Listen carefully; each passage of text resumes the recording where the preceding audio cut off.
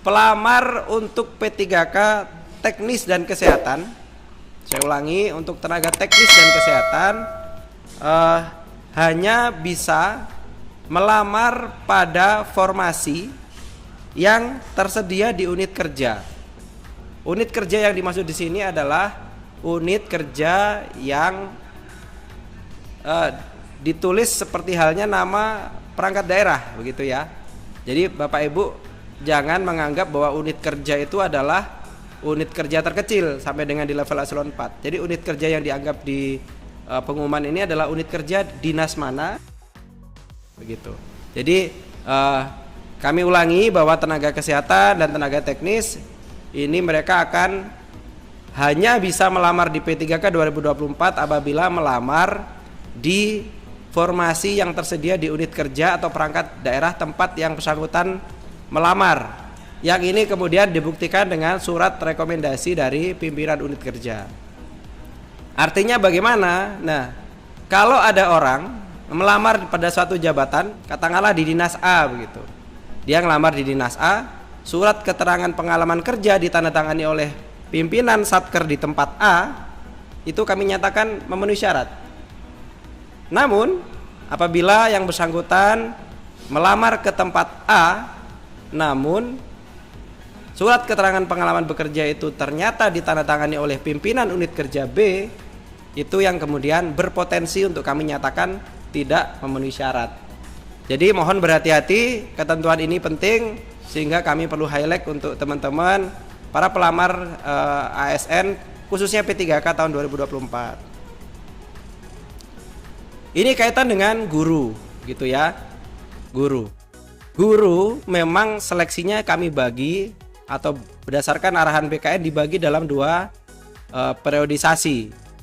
Periode pertama adalah bagi mereka guru yang tergolong di dalam ketenagaan X THK 2. Kemudian yang kedua, yang juga masih bisa melamar di tahap 1 atau periode 1, itu adalah pelamar guru, gitu ya, non ASN yang terdaftar dalam pangkalan database BKN, yang juga saat ini sedang aktif mengajar di sekolah negeri. Sehingga muncul banyak pertanyaan, saya aktif mengajar tapi saya aktifnya di swasta, begitu. Ya tentu kita bisa baca kembali bahwa memang yang hanya bisa mendaftar hanya bagi mereka yang saat ini aktif mengajar di sekolah yang negeri, begitu. Jadi ini hal-hal yang sebenarnya tidak bisa ditawar, begitu teman-teman. Sehingga harusnya begitu ya, teman-teman sudah memahami ketentuan ini hanya bagi guru yang aktif mengajar di sekolah negeri.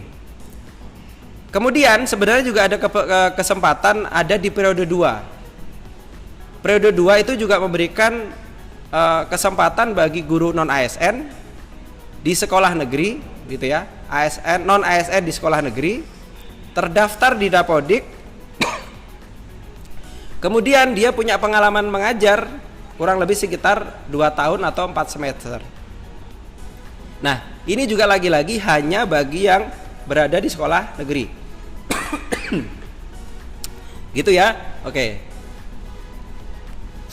Kemudian saya akan bicara terkait dengan formasi tenaga teknis, teman-teman sekalian. Tenaga teknis ini ada 2 periode juga sama. Periode pertama ini dikhususkan bagi mereka untuk yang X THK 2. Kemudian yang kedua untuk tenaga non ASN yang terdaftar dalam database BKN, yang kemudian mereka juga saat ini sedang aktif bekerja pada instansi pemerintah Provinsi Jawa Timur. Kata kuncinya adalah mereka harus aktif bekerja di pemerintah Provinsi Jawa Timur. Apabila ada non ASN pernah bekerja di Pemprov Jatim dan saat ini tidak aktif bekerja, maka yang bersangkutan tidak dinyatakan memenuhi syarat untuk bisa mendaftar menjadi P3K. Ketentuan ini adalah ketentuan yang mutlak, sudah kami cantumkan di dalam pengumuman, sehingga semestinya atau seharusnya teman-teman sudah bisa memahami ketentuan ini dengan gamblang, begitu ya. Kemudian yang periode 2 ini untuk non ASN yang aktif bekerja. Sekalipun yang bersangkutan tidak terdaftar di database, namun yang bersangkutan juga masih aktif. Ini mereka akan melamar di periode 2. Ini yang sebenarnya saat ini juga menjadi pertanyaan begitu ya untuk teman-teman yang ada di Dinas Pendidikan. Dinas Pendidikan itu mana? Dinas Pendidikan itu ya Dinas Pendidikan dan Capdinnya dan sekolahnya.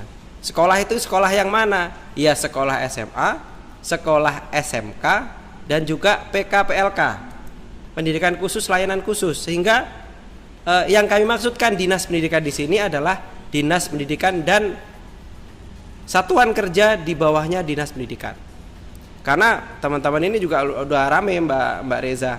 Mereka tuh punya setiap kali kami bikin postingan gitu ya, dia bikin hashtag save PTT SMA SMK gitu kan. Wah ini agak rame juga. Tapi sebenarnya begini, nanti akan coba kami jelaskan sedikit di belakang. Teman-teman sekalian, untuk non ASN yang ada di Dinas Pendidikan gitu ya. Karena kami merasa ini bisa sudah kami sediakan formasi di seluruh perangkat daerah termasuk di cabang dinas, maka kami membuat pola bahwa PTT sekolah dan PTT sekolah dan PTT Capdin dapat melamar P3K di formasi cabang dinas pendidikan. Dan begitu ya, apabila ternyata formasinya tidak tersedia, maka boleh melintas ke Capdin yang lain. Ya, boleh melintas ke Capdin yang lain. Dalam kondisi apa boleh melintas ke Capdin yang lain? Dalam hal ternyata formasinya tidak tersedia di satu cabang dinas. Dan memang sudah kami lakukan pengecekan.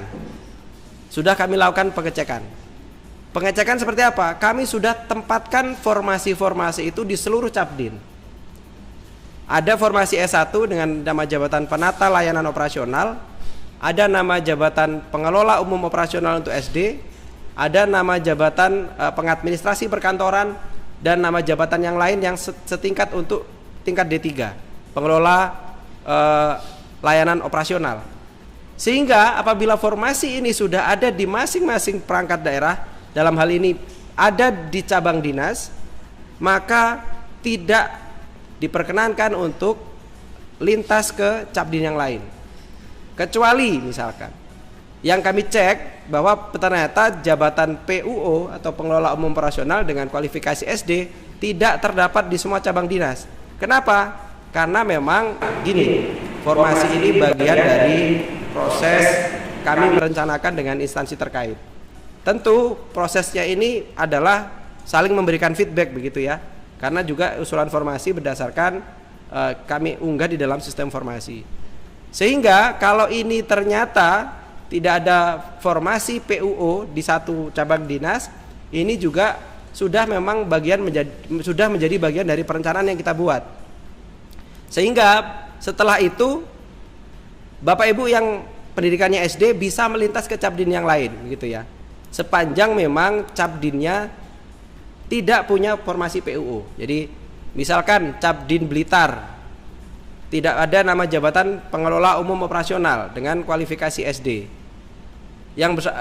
Ternyata di situ ada pelamar atau potensi pelamar, baik itu di gelombang 1 maupun gelombang 2, tenaga teknis ingin melamar ke jabatan PUO tidak ada formasi. Maka yang seperti itu diperkenankan melamar di Capdin yang lain. Sekali saya ulang, diperkenankan melamar di Capdin yang lain.